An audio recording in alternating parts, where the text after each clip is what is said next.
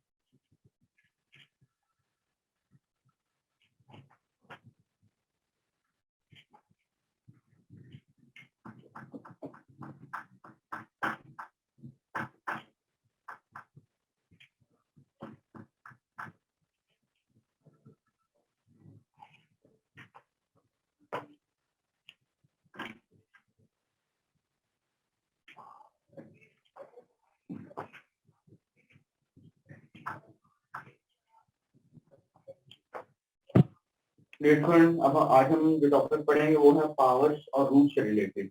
तो let's say कि अगर मैं 2 का स्क्वायर करता हूँ तो आई विल गेट 4, और -2 का जो स्क्वायर है वो भी 4 आता है। तो इट मीन्स के आपके पास जब किसी रियल नंबर का हम स्क्वायर रूट लेते हैं तो वहाँ पर 2 पॉसिबल वैल्यू है, या एक प्लस में और एक माइनस में।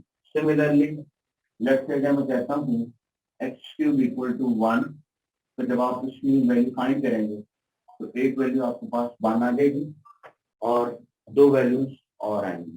तो दो जो और वैल्यूज आएंगी उसमें एक आ जाएगी 1/√2 प्लस i/2,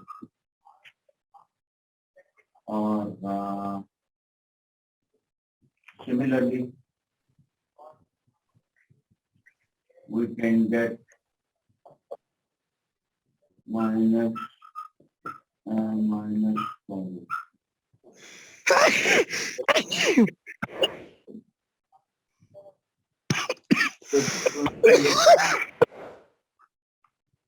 ये दो वैल्यू जब इसका क्यूब रूट करते हैं तो हमारे पास एक वैल्यू रियल आ रही है और 2 वैल्यू जो है वो कॉम्प्लेक्स आ रही है। तो डियर स्टूडेंट हम ये देख सकते हैं कि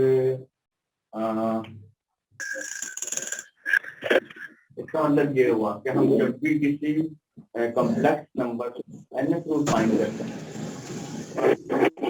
रूट का कॉम्बिनेशन आता है, इसमें रियल और कॉम्प्लेक्स दोनों होती है। और अगर कोई एक रियल है जिसका रूट कॉम्प्लेक्स वैल्यू आती है तो उसका कॉन्जुगेट जिसका रूट है, तो वैल्यू है इसका रूट है, और जब मैं इसका कॉन्जुगेट लेता हूँ तो वो भी इसका रूट है। तो यहाँ से हम ये देखते हैं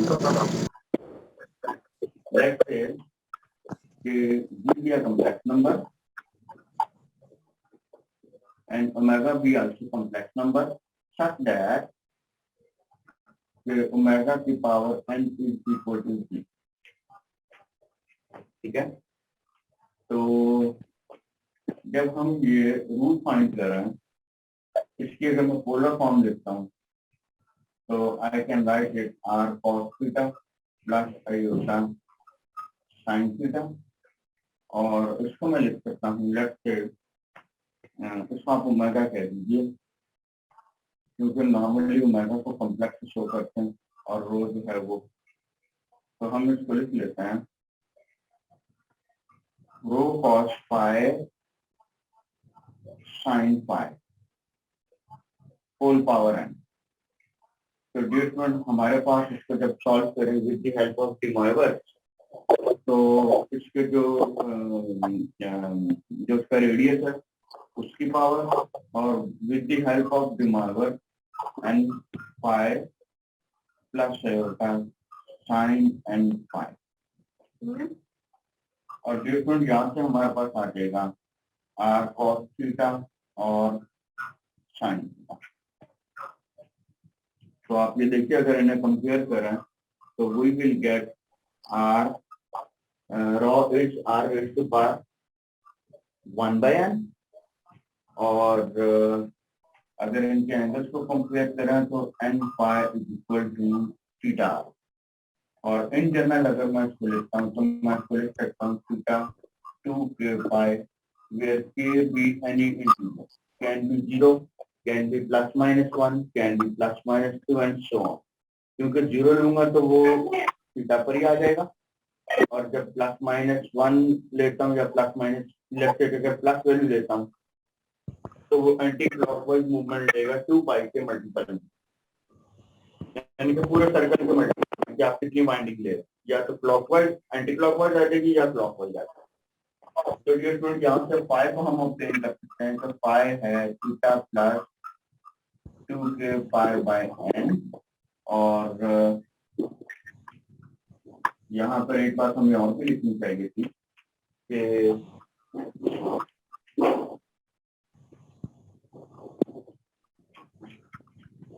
यहाँ पे जो एक बात हमें लिखनी चाहिए थी कि एन भी पॉजिटिव इंटीजर एन जो है वो कोई भी एक नेचुरल नंबर तो उसके लिए हम जो है इसको इस तरह लिख सकते हैं। तो डियर स्टूडेंट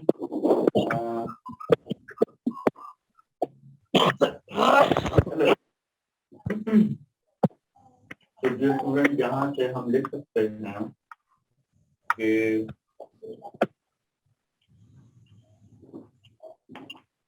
जो ओमेगा है वो जी रेज़ टू पावर 1/n अगर मैं दोनों तरफ n रूट ले लेता हूँ तो जो ओमेगा है वो जी रेज़ टू पावर 1/n आ जाएगा और ओमेगा की वैल्यू आपके पास क्या आ जाएगी ओमेगा को हम लिख सकते हैं देन r की पावर 1/n 6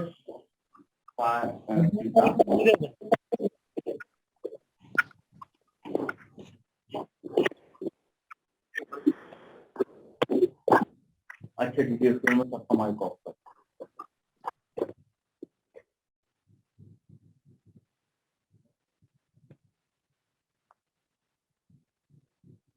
तो डियर स्टूडेंट यहाँ से हम लिख सकते हैं theta plus 2k pi over n where k be any integer can be positive can be negative can be zero तो यहाँ से डियर स्टूडेंट अगर हम ये कहते हैं कि मैंने क्योंकि n रूट फाइंड आउट करना है मेरे पास nth पावर है जैसे 81 है तो 81 का जब मैं फोर्थ रूट निकालती हूँ तो 3 आ जाएगा 81 की पावर 1/4 लूंगा तो वो 3 आ जाएगा यानी कि इसका फोर्थ रूट 3 आ गया तो इसी तरह इसका nth रूट निकालते हैं तो मेरे पास वो इस फॉर्म में आ जाएगा और k की जो वैल्यू है वो इसमें ये तो है ही है लेकिन वो कहाँ तक मूव कर सकती है n तक मूव कर सकती है फॉर एग्जाम्पल अगर मैंने 4 रूट फाइंड आउट करना है यहाँ पे आप इसको लिख सकते हैं ओमेगा के जब आप ओमेगा को 0 देंगे यहाँ पर 0 आ जाएगा ओमेगा को आप 1 देंगे इधर 1 आ जाएगा 2 पाई आ जाएगा एंड सो ऑन आपको शेड पड़ रहा सही तरह नजर आ रहा है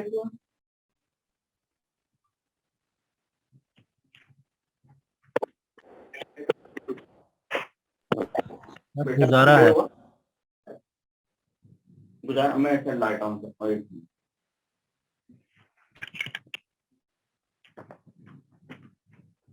मुझे बताइएगा क्लियर हुआ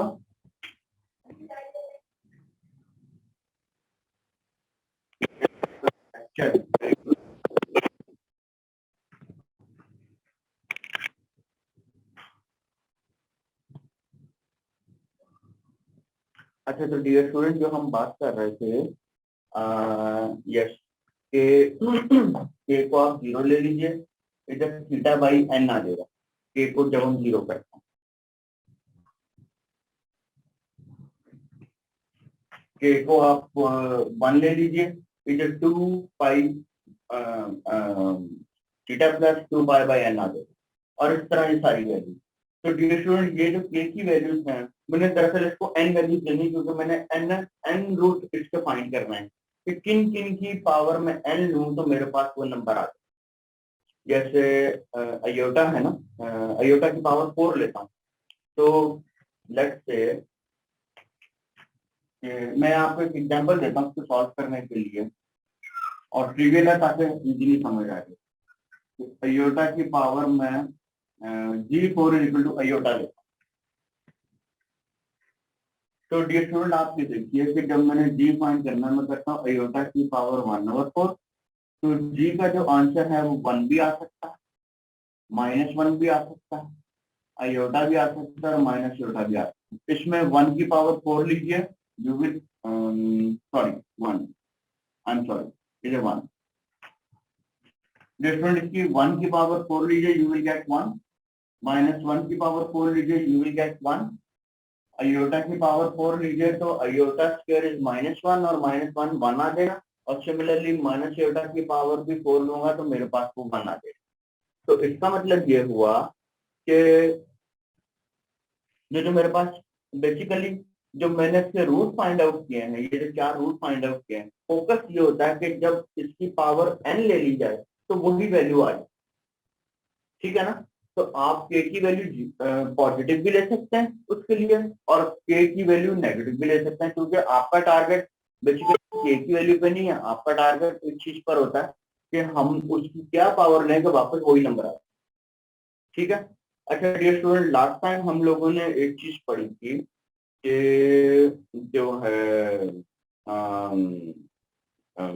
हम लोगों ने पढ़े थे प्रिंसिपल आर्गुमेंट और आर्गुमेंट। तो डियर स्टूडेंट आप लोगों को याद होगा कि आर्गुमेंट तो हम एंगल को कहते हैं, लेकिन वो एंगल हमारे पास कुछ भी हो सकता है, हम उसको जितनी दफा मर्जी बाइंड कर लें उस नंबर पे जाने के लिए, क्लॉकवाइज कर लें, एंटी क्लॉकवाइज कर लें, it is up to us. लेकिन जब हम प्रिंसिपल आर्गुमेंट की बात करते थे तो आपको याद होगा हम कहते थे कि उसकी जो रेंज है वो -π से ओपन से पाई क्लोज के ऊपर होती है। ये वाली लाइन डॉटेड है और ये, यानी कि आप -π से पाई क्लोज पे जाते हैं, यहां से आपके पास ये ओपन है, पाई वाली साइड से हम इसको क्लोज एक सर्कल ले सकते हैं, एक से ज्यादा नहीं। तो डियर स्टूडेंट जब मुझे प्रिंसिपल nth रूल चाहिए होगा तो वो k की वैल्यू 0 के लिए है। मैं यहाँ पे नोट लेता हूँ, for k equal to 0, omega 0 is principal nth root of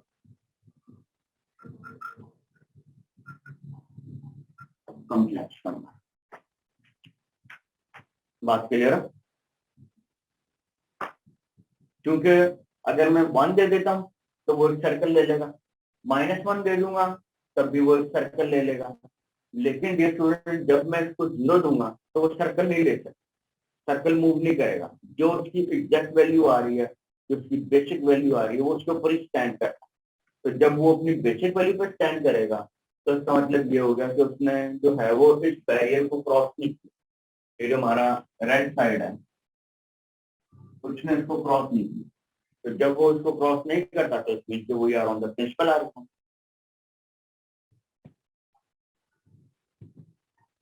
अगर यहाँ तक बात क्लियर है तो फिर हम एग्जांपल की तरफ मूव करते हैं।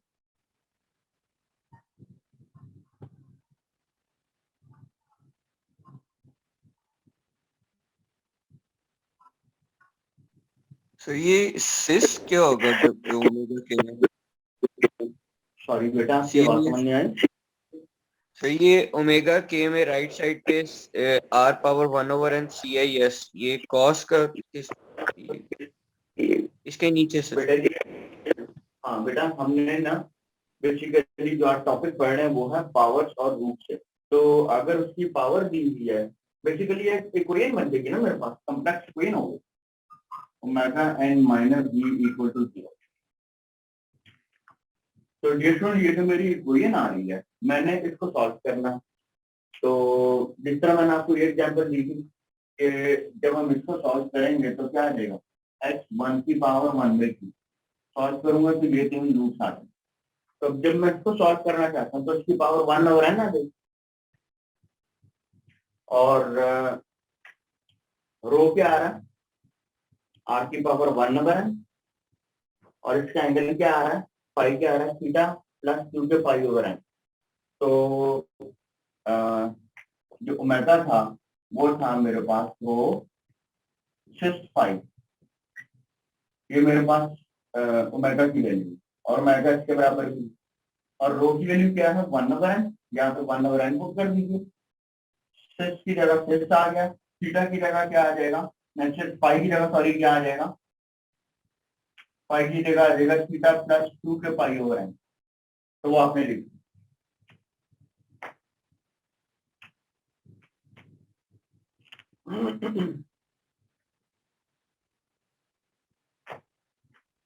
ये स्टूडेंट बताइए ये पॉइंट क्लियर है?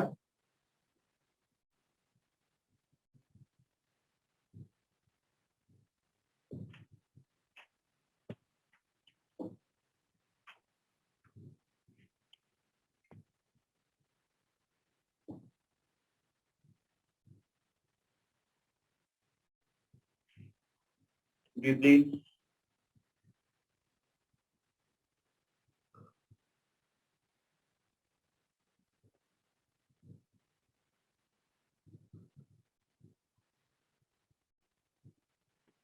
ये स्टूडेंट बताएं ये पॉइंट क्लियर है आपको?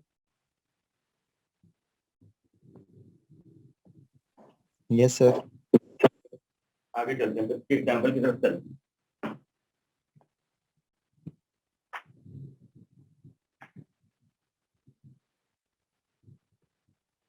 उसने हमें एक क्वेश्चन दिया है, क्वेश्चन नंबर 7 -1 प्लस ही होगा।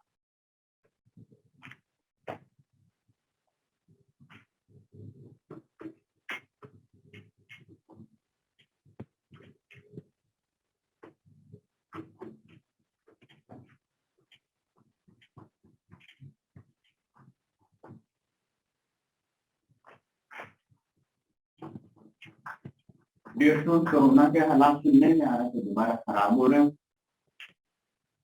तो काइंडली अपना ख्याल रखिएगा।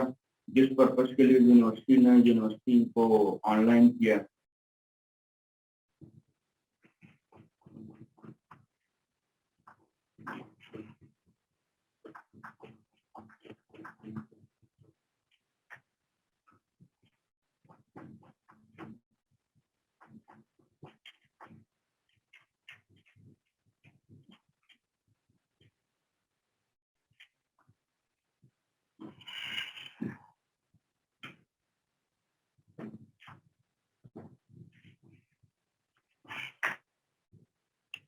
अच्छा जी देखिए क्वेश्चन नंबर 7,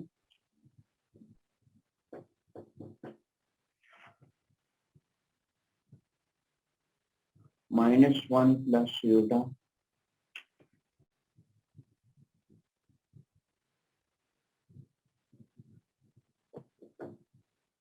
1/3।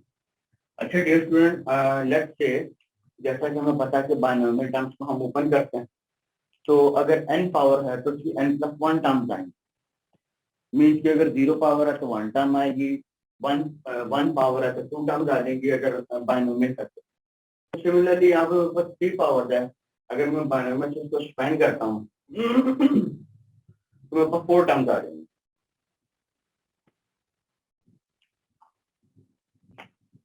इन 4 में से 2 मेरे पास रियल होंगी और 2 मेरे पास इमेजिनरी होंगी, तो उन रियल को मैं इकट्ठा करके इस रियल के बराबर इक्वेट करूंगा, इमेजिनरी को इस इमेजिनरी के बराबर इक्वेट करूंगा, इनको साइमल्टेनियसली सॉल्व करूंगा, तो मेरे पास जो है वो इस ओमेगा नंबर की जो है वो वैल्यू आ जाए।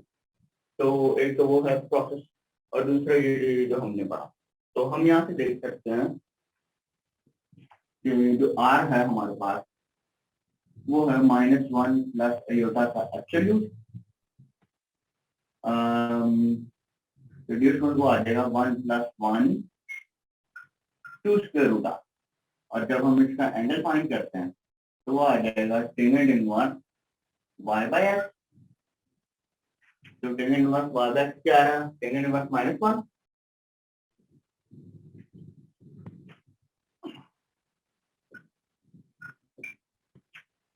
-5/4।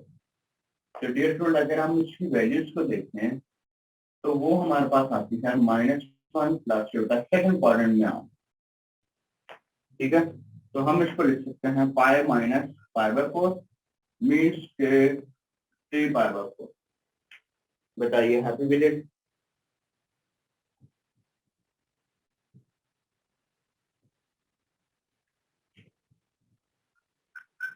तो डियर स्टूडेंट, अगर मैं ओमेगा को लिखूं इस फॉर्म में, ओमेगा के can be written as square root 2 की power 1/n 1/3 6 what is theta? 3 पाई/4 2 pi/n. Happy with it? Where k can move from 0, 1, 2. Oh, ये -1 तक जाएंगे। I'm sorry.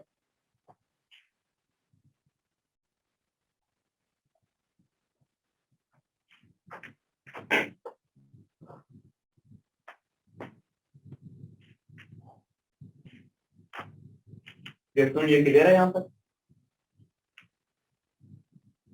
Yes, sir. देखो अगर हम आगे मूव करें,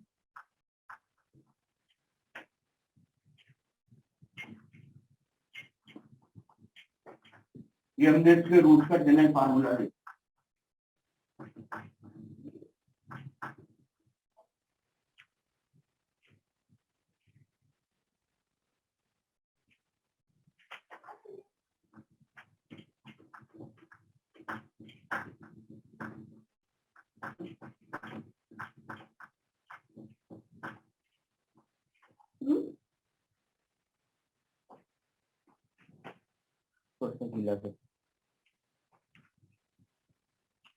तो डियर स्टूडेंट, ओमेगा 2 क्या आ जाएगा?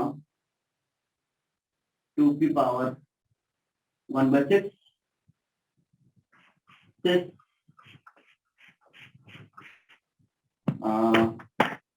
which is 4 pi 3 pi by 16 pi over O। अगर डेट में मैं इसको सिंप्लीफाई करके लिखता हूँ अपनी आसानी के लिए,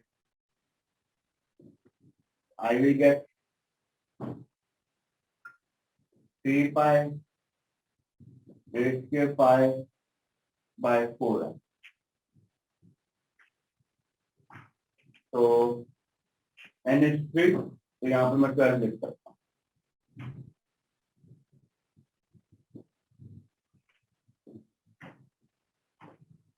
डियर स्टूडेंट, ओमेगा 1 अगर हम लिखते हैं 1/6 6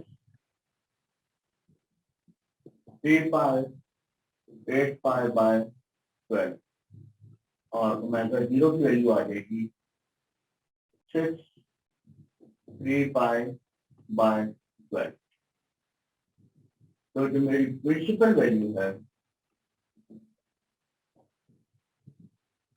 वो ये ओमेगा 0 है। It is clear?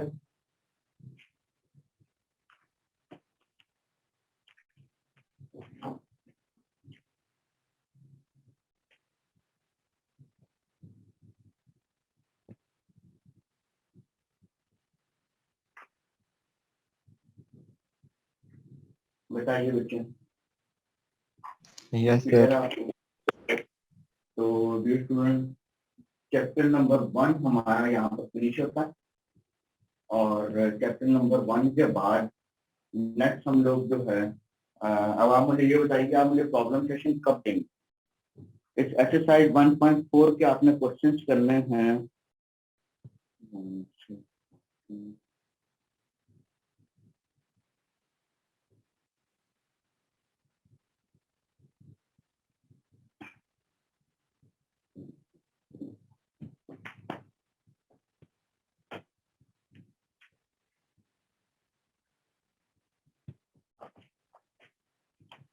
Question number 1 से 40 और 24, 1 से 40 एक्सरसाइज 1.4। लास्ट 3 स्टूडेंट्स से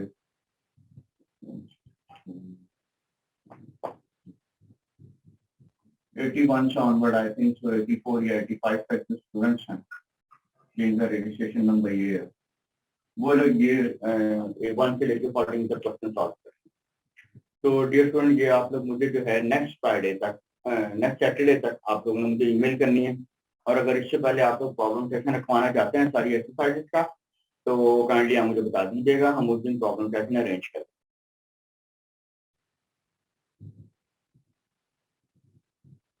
अभी भी देख, और कोई अगर बात आपने डिस्कस करना चाहें तो कर सकते हैं।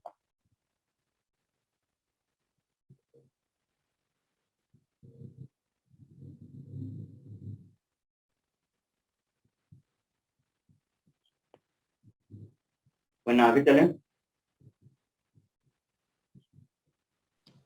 Yes, sir.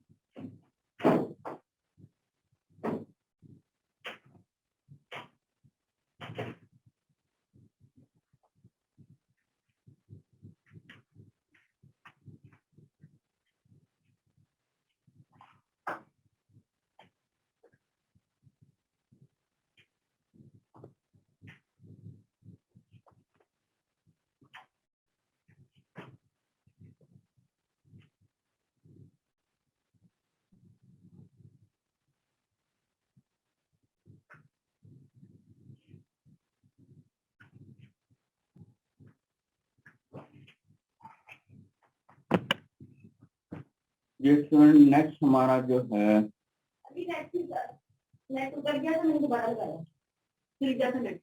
अच्छा जी मैम,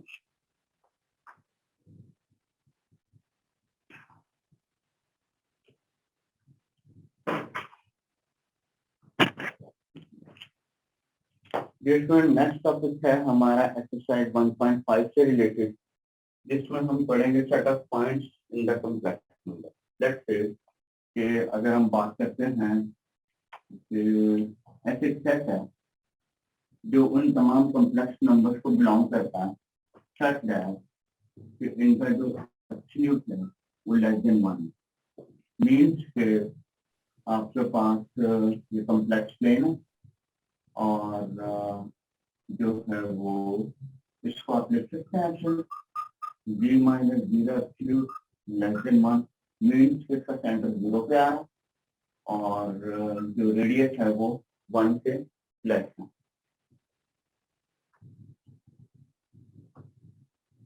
तो डिस्काउंट आप क्या करते हैं, let's say 1 iota minus iota और सॉरी -1 और -1।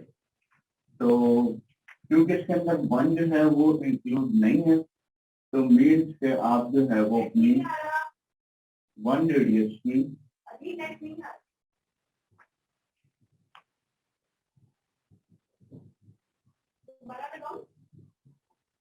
Mobile data on.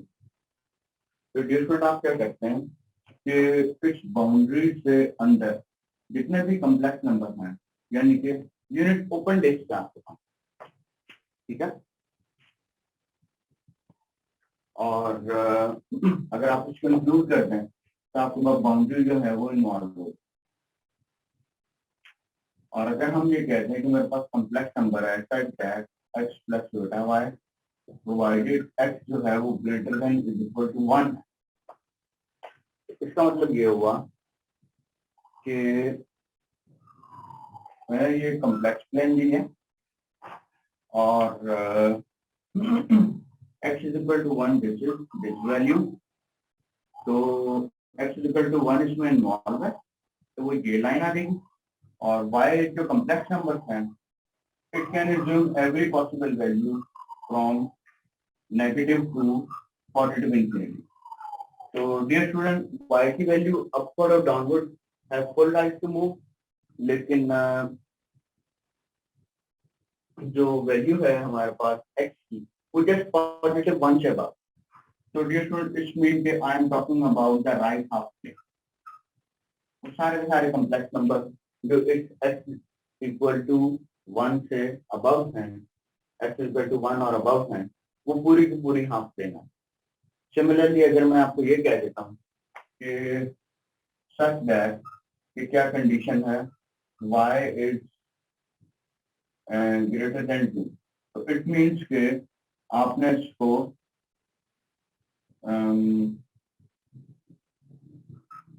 Above half plane आप लोग लेंगे। ये y इज ग्रेटर देन 2 के लिए, ये x is greater than equal to 1। Similarly अगर y की वैल्यू नेगेटिव हो जाती तो हम नेगेटिव के ऊपर तरफ करेगा तो नेगेटिव।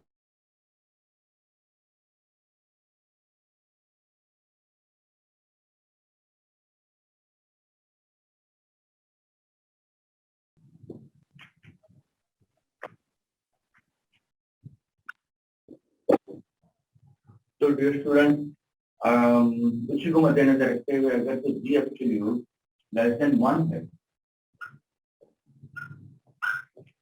इक्वल टू 1 है, तो इसमें इसका सेंटर 0 रेडियस 1 है, तो आपने जो है इसकी फिगर प्लॉट कर। अब हम देखते हैं कि लेट्स से कि imaginary part is less than 0। ये मेरे पास कौन सा रियल होगा, मुझे कैसे पता चलेगा कि ये जो है वो कहाँ पे एग्जिस्ट करता है। तो अगर हम बात करें ये फर्स्ट पार्ट की, सेकंड की, थर्ड की, और तो फर्स्ट पार्ट की जो फिगर है उसमें वो है कि imaginary part must be less than. محاضرة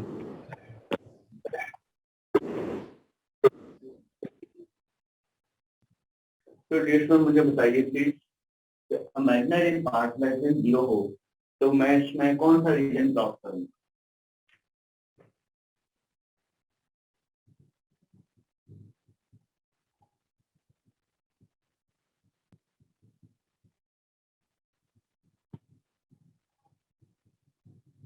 imaginary of जी क्या है, y,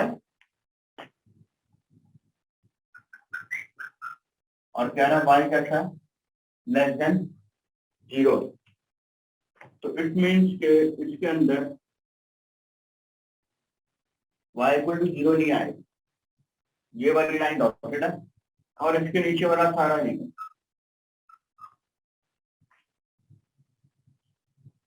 सेकंड पार्ट देखिए, इसमें कहता है रियल पार्ट -1 से 1 में आए, तो ये इसका रीजन 1 आ।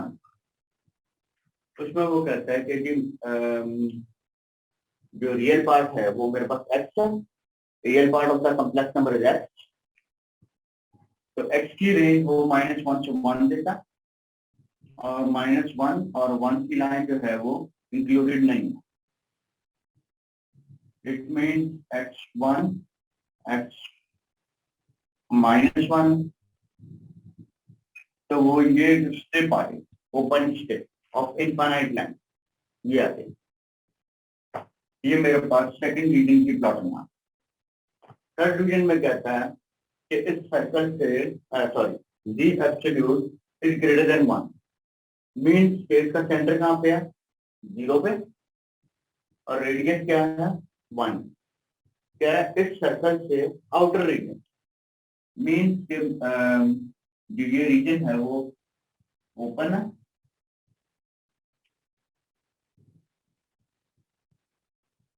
और इससे जो आउटर रीजन है ये सारा इंक्लूड यूनिट सर्कल के आउटसाइड। ये मेरे पास थर्ड की प्लॉटिंग है। और dear student, when we talk about ये टू लाइक बिटवीन 1 to 2, तो इसका मतलब ये हुआ कि लेट्स से अगर हम the absolute is greater than 1 assume करते हैं तो इट मीन कि we are talking about the circle centred at 0 with radius 1, और अगर इसकी बात कर लें तो इसका circle centred at 0 with radius 2। तो मुझे बताइए प्लीज कि ये क्या है? रिंग बनेगा सर। क्या बनेगा? ये नहीं बनेगा, रिंग। रिंग बनेगा, यू आर राइट। तो जैसे ये 1 है और ये 2 आ जाएगा तो डियर स्टूडेंट ये हमारे पास ये रीजन बन जाएगा इस प्लेन बिटवीन में।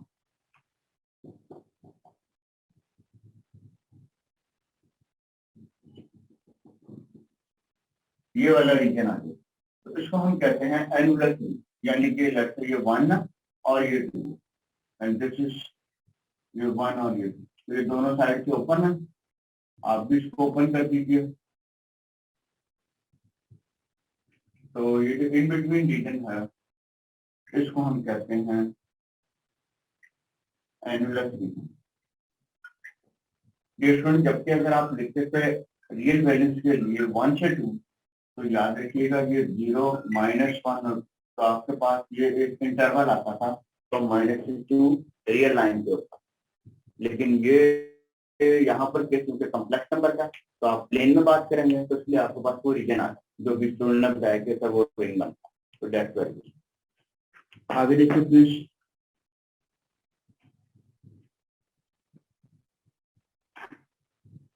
अच्छा, एक क्वेश्चन जो लास्ट टाइम हम लोग करना भूल गए, इसको इस पर आप कर दूं?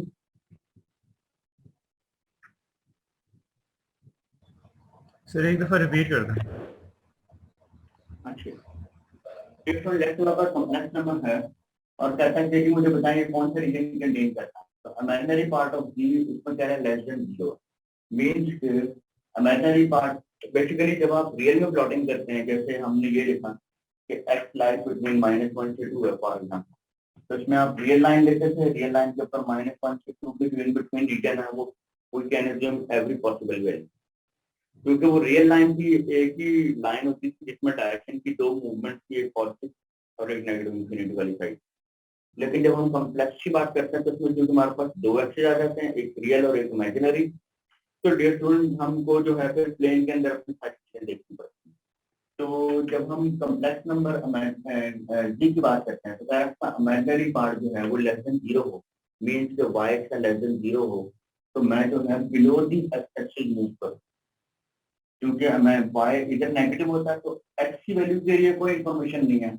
इट मीन्स के I am free to choose every possible value of x from minus to possible infinity. तो x की value minus infinity possible infinity कुछ भी हो सकती है, y नेगेटिव हो तो वो बिलो का रीजन आ जाए, यानी कि लोअर हाफ प्लेन आ जाए। डिफरेंट जब हम इसकी बात करते हैं रियल पार्ट फ्रॉम -1 to 1, तो देखिए इसके अंदर इमेजिनरी का कोई कॉन्सेप्ट नहीं दिया हुआ कि आपने इसकी क्या वैल्यू देनी, तो हम जो है इमेजिनरी की वैल्यू पॉजिटिव नेगेटिव इंफिनिटी कुछ भी ले सकते हैं, सॉरी नेगेटिव से पॉजिटिव इंफिनिटी कुछ भी ले सकते हैं। तो x की जो वैल्यू है वो -1 से 1 पे बाउंड होगी, जो कि आप यहाँ पे देख रहे हैं -1 से 1 पे बाउंड होगी, और इसके बिटवीन y की वैल्यू जो है वो एवरी पॉसिबल आ सकती है। तो मेरे पास ये एक स्टेप आ गई, ओपन स्टेप है of infinite length. Similarly, dear student, वो कहता है कि GF2 greater than 1 means कि मैंने सर्कल लेना है सेंटर्ड एट 0 विद रेडियस 1 के ऊपर, तो ये यूनिट सर्कल था, मैंने इससे अबव क्या आना, तो मैं जो हूँ उससे अबव पूरा प्लेन ले लूंगा। और सिमिलरली जब आप बात करते हैं इसकी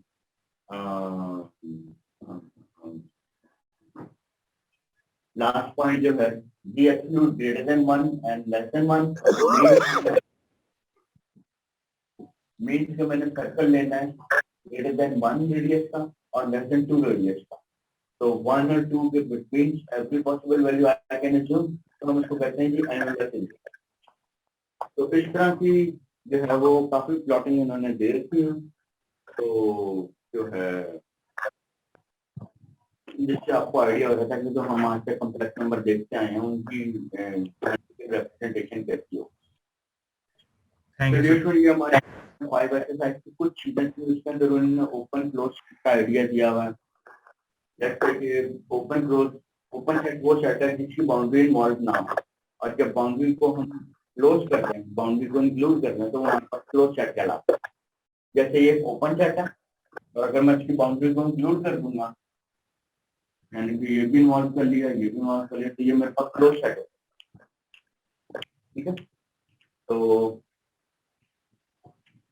ये था एक्सरसाइज 1.5 और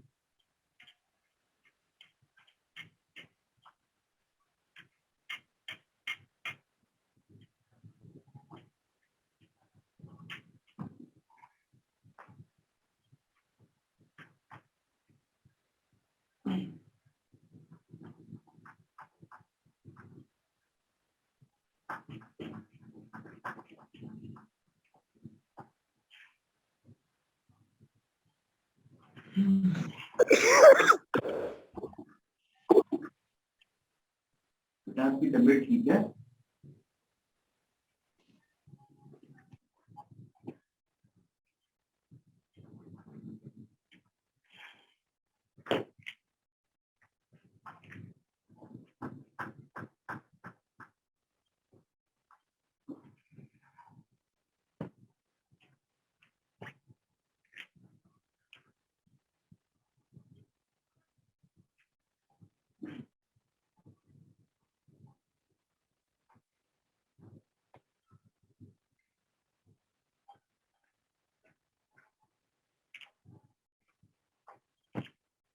अच्छा, डिफरेंट वो कहता है, एक क्वेश्चन है, मेरे ख्याल से 1.2 का क्वेश्चन है ये।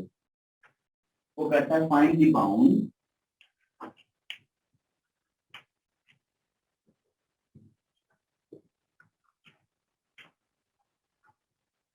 find the upper bound of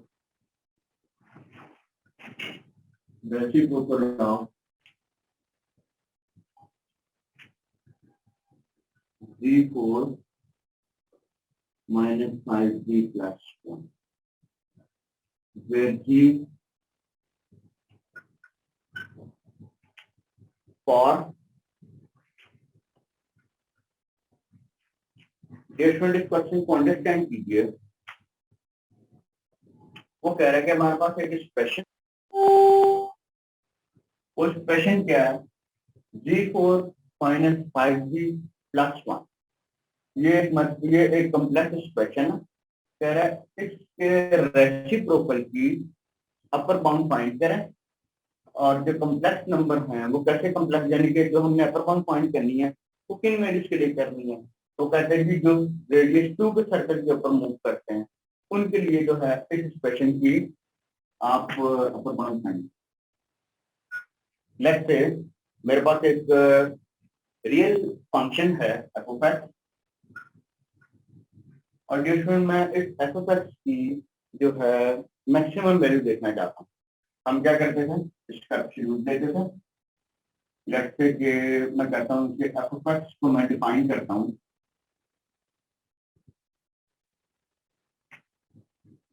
x के। जब आप इसका ग्राफ प्लॉट करेंगे तो आपके पास ऐसा आ जाएगा। इसकी मिनिमम वैल्यू तो 0 आ रही है इस फंक्शन की, लेकिन इसकी मैक्सिमम वैल्यू इंफिनिटी है, तो मैं इसकी अपर बाउंड नहीं फाइंड कर सकता। जैसे मेरे पास एक फंक्शन है f of n defined as 2 raised to power n। तो डियर स्टूडेंट, इसकी मिनिमम वैल्यू जो है फंक्शन की वो क्या आ जाएगी, एन को आप, एन मेरे पास पॉजिटिव इंटीजर था, तो एन की वैल्यू में 1 देता हूँ, 1/2 आ जाएगा, 2 3 4 5 तक तो ऑन इंफिनिटी सब्स्टिट्यूट करें तो मिनिमम वैल्यू 0 आ रही है, जबकि इसकी जो मैक्सिमम वैल्यू है वो 1 आ रही है। ठीक है, यानी कि आपने तमाम नंबर्स के ऊपर इसको सर्च करना। अब इसी तरह से मुझे ये कॉम्प्लेक्स एक्सप्रेशन दिया है और वो कहता है ये जो कॉम्प्लेक्स एक्सप्रेशन है इसकी आपने मैक्सिमम वैल्यू फाइंड करनी।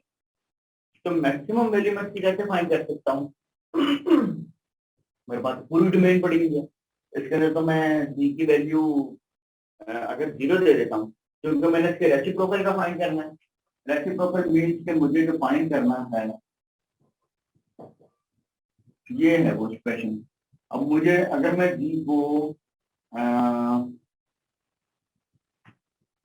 आयोटा ले लेता हूँ या हम ऐसी वैल्यू ले लूँ कि ये एक्सप्रेशन जो है वो 0 के करीब है। अगर आप इसको इसके रूट्स वगैरह फाइंड कर लें और इसके रूट यानी कि इसके फैक्टर्स बन जाएंगे ना 1 over g minus g not g minus g one g minus g two और जी माइनस जी थ्री अगर आप कर तो आप इसमें ये वैल्यू ले लें ये ले लें ये ले लें या ये ले लें G not G one G two G three कोई सी भी 4 वैल्यू में कोई सी भी एक वैल्यू ले लें उसके लिए तो ये एक्सप्रेशन इंफिनिटी के ऊपर चला जाएगा यानी कि जो उसके रूट हैं। फॉर एग्जाम्पल के आपके पास एक्सप्रेशन है x square plus 5x plus 6 है। तो जब आप इसको सॉल्व करेंगे तो x प्लस 3 और x प्लस 2 आ जाएगा। तो जब x वैल्यू -3 ले लें या -2 ले लें ये एक्सप्रेशन को इंफिनिटी की तरफ अप्रोच कर जाए तो आप इसकी मैक्सिमम बाउंड तो निकाल ही नहीं सकते। इसी तरह अगर मैं आपको ये कह दूं कि x की वैल्यू जो है हमने लेनी है 0 से 1 में x की वैल्यूज में लाई करती है तो इन वैल्यूज में लाई करने के लिए इस एक्सप्रेशन की मैक्सिमम वैल्यू फाइंड करें तो वो फिर आप फाइंड कर सकते हैं। पूरी रियल लाइन के ऊपर मैक्सिमम वैल्यू कहूंगा आप फाइंड नहीं कर वो तो इंफिनिटी की तरफ अप्रोच कर देगी। सिमिलरली यहाँ पर वो उसने कॉम्प्लेक्स एक्सप्रेशन दिया कह रहा है कि आप रेसिप्रोकल लें और उसकी मैक्सिमम बाउंड फाइंड करें किन वैल्यूज के लिए उन वैल्यूज के लिए जो 2 के सर्कल के ऊपर मूव कर उसके अलावा किसी वैल्यू के लिए हमें से कोई कंसर्न क्वेश्चन की समझ में आए।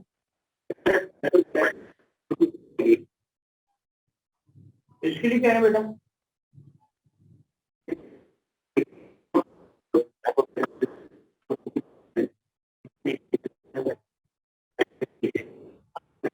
हाँ जी बेटा जी बेटा n जो है ना वो नेचुरल नंबर है तो n को इंफिनिटी पुट करें तो 1 ओवर इंफिनिटी वो 0 आ जाएगा। n की वैल्यू आप 1 पुट कर देंगे तो 2 आ जाएगा।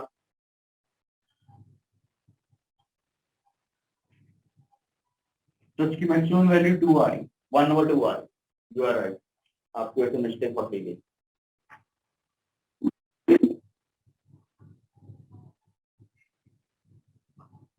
क्योंकि वो 0 नहीं ना नेचुरल नंबर तो आएगा उसके बाद सारी विषय आएंगे। Thank you very much. अच्छा डियर स्टूडेंट तो यानी कि अगर हम ये फंक्शन की मैक्स या मिन फाइंड करनी हो तो हम गिवन रेंज के लिए फाइंड कर सकते हैं। अगर जर्नल वो कह देगा तो फिर हम भी इसको जर्नल कह देंगे कि इसकी इंफिनिटी मैक्सिमम हो सकती है। बात समझ रहे हैं तो इसलिए उसने मुझे बताया कि 2 के सर्कल के ऊपर उसके रेसिप्रोकल का मैक्सिमम बाउंड फाइंड। अब हम इसको सॉल्व करने के लिए जाते हैं तो मैं ये सारा रब कर दूं।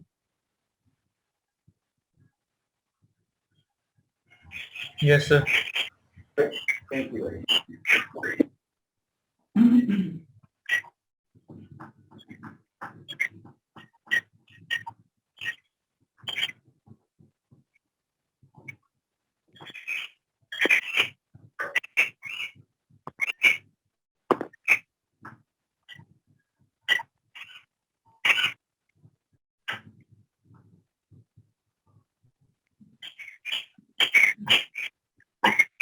अच्छा डियर स्टूडेंट हमने इसकी मैक्सिमम बाउंड फाइंड करनी है इस 2 रेडियस के लिए so I have no idea about it so I say consider the expression g4 minus 5g plus 1।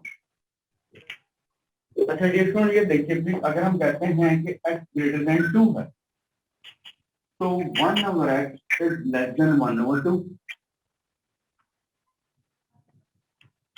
Did you agree with it?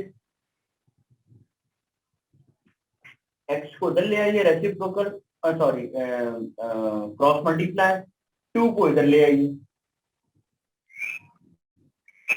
तो 1 over 2 must be greater than 1 over x।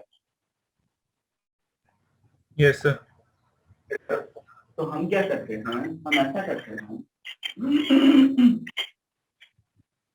हम कहते हैं कि G4 5G प्लस 1 ऐसे लिख सकते हैं, sorry -1 हम इसको ऐसे लिख सकते हैं। और हमने पढ़ा था कि हमने क्या पढ़ा, हमने पढ़ा कि V1 माइनस V2 एब्सोल्यूट जो है वो greater than equal V1 absolute, ये पढ़ा था हमने इनइक्वालिटीज के अंदर। तो अब मैं फिर इसका मतलब यहाँ से लिख सकता हूँ कि greater than equal G4 5G माइनस 1 होल एब्सोल्यूट, ऐसे कुछ को यूज करते हुए मैं इसको लिख सकता हूँ। और मुझे इस बात का मालूम है कि अगर x ग्रेटर देन 2 है तो माइनस एक्स लेस देन -2 होगा। तो dear student,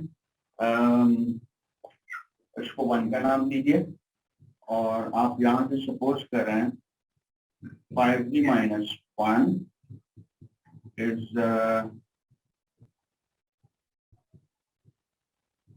less than equal 5G plus 1, क्योंकि मुझे पता है कि G1 माइनस G2 एप्सिलॉन जो है वो less than equal G1 plus G2 epsilon होता है। तो डियर स्टूडेंट मैं यहाँ से लिख सकता हूँ 5G plus 1, G epsilon is 2, तो इट इज 11। और जब मैं इसको माइनस से मल्टीप्लाई कर दूंगा तो 5G माइनस 1 greater than is equal minus 11. So from 2 I can write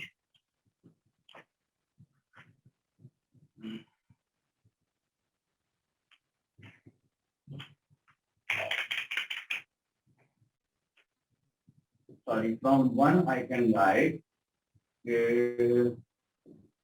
G4 5G plus 1 is greater than is equal G4 5G minus 1 or greater than is equal G absolute is 2 raised to power 4 minus 11. So it is 5. Means it is 5.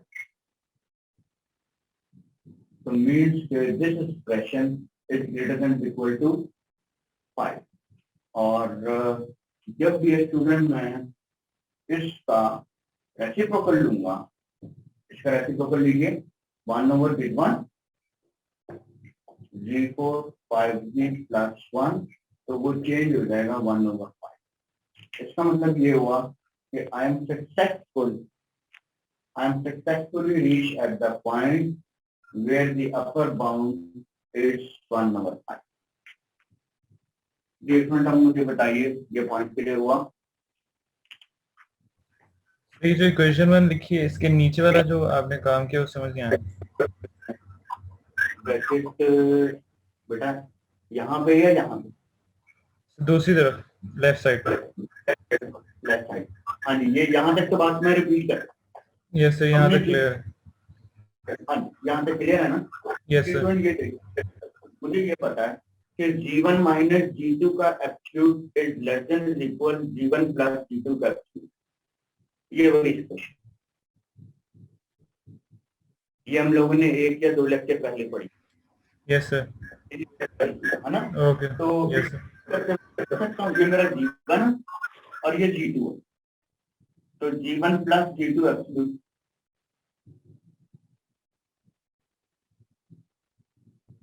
और dear student मुझे पता है कि constant time z का absolute length वो बाहर आ जाता है, एब्सोल्यूट सिर्फ z का रह जाएगा, जो वेरिएबल है 1 एडिड है, इसकी वैल्यू 2 है तो ये 11 आ गया।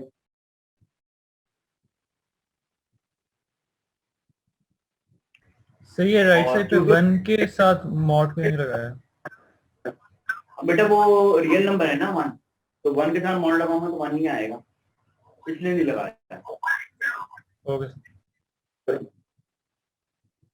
अच्छा डियर स्टूडेंट, मेरे पास क्योंकि यहाँ पे नेगेटिव वैल्यू है तो मैंने इसको नेगेटिव से मल्टीप्लाई कर दिया, इनइक्वालिटी शिफ्ट हो गई, स्विच हो गई इनइक्वालिटी। तो क्योंकि हम विशिष्ट के ऊपर सारी बात कर रहे थे, अब मुझे पता है कि ये वाला एक्सप्रेशन इससे अबव है, मैं वहां पर गया, उसकी वैल्यू जो है वो -11 से अबव, तो मैंने उसकी, ये इसके बराबर आ गया, ये वैल्यू इससे अबव है, तो लिहाजा ये इससे अबव हो गया और ये इससे अबव हो गया, इस मीन के ये 5 से भी अबव हो गया। जब इसका रेसिप्रोकल करूंगा, इनइक्वालिटी अगेन स्विच हो जाएगी और मेरे पास ये एक्सप्रेशन <1/5 आ जाएगा। तो यही मेरा टारगेट था करने के लिए, और ये इंपॉर्टेंट क्वेश्चन।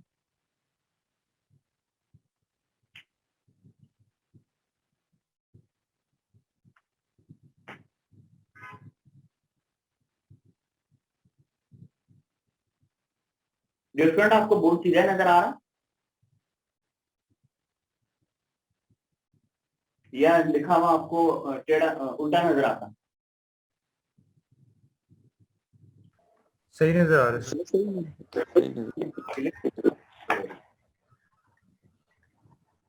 अगर आप अपना बैक कैमरा यूज करेंगे तो ज्यादा क्लियर हो जाएगा। करूं? बैक कैमरा अगर आप यूज करेंगे तो ज्यादा क्लियर हो जाएगा।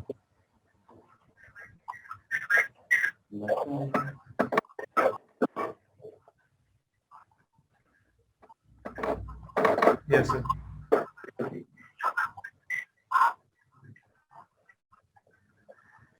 अच्छा जी, बताइए अब क्लियर? Yes sir.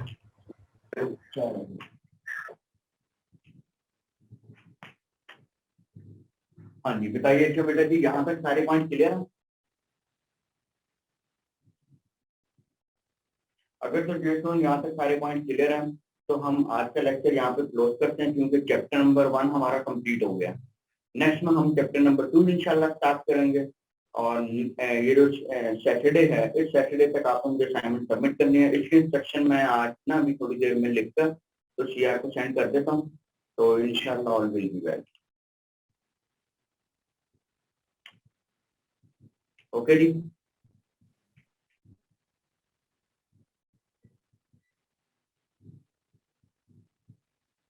टेस्ट में कोई सजेशन आप मुझे देना चाहें तो दे सकते हैं।